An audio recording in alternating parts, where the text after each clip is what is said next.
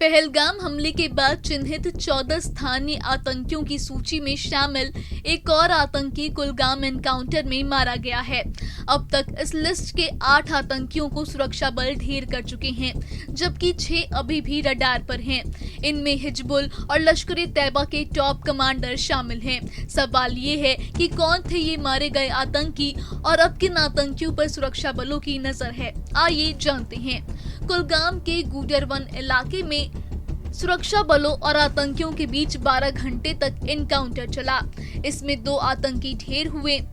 इनमें एक शोपिया का रहने वाला आमिर अहमद डार था, जो लश्कर-ए-तैयबा से जुड़ा हुआ था।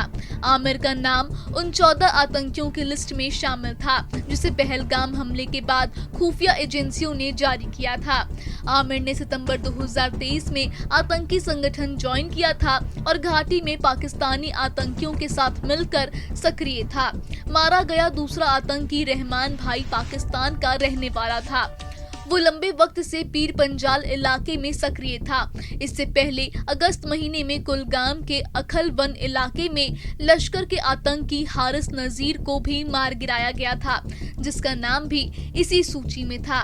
दरअसल पहलगाम हमले के बाद खुफिया एजेंसियों ने घाटी में सक्रिय 14 लोकल आतंकियों की पहचान की थी। इनमें से 8 को सुरक्षा बल अब तक मार गिरा चुके हैं, जबकि 6 आतंकी अब भी सक्रिय हैं। इन 6 में से 3 हिजबुल और 3 लश्कर के आतंकी हैं। सुरक्षा बलों के हिट लिस्ट में शामिल टॉप नामों में हिजबुल का A+ कैटेगरी का chief operational commander Zubair Ahmad Wani उर्फ अबू उबैदा है, जो अनंतनाग में 2018 से हमलों में शामिल रहा है।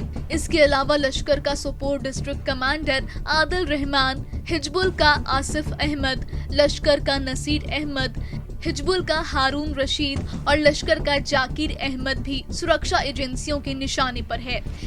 ये सभी आतंकी अलग अलग कैटेगरी में सूचीबद्ध हैं और घाटी में हिंसा फैलाने में लगातार सक्रिय रहे हैं। तो कुलगाम एनकाउंटर के साथ ही पहलगाम हमले के जिम्मेदार आतंकियों की कमर टूटती दिख रही है। सुरक्षा बल अब तक 14 में से 8 आतंकियों को खत्म कर चुके हैं और बाकियों की तलाश लगातार जारी है।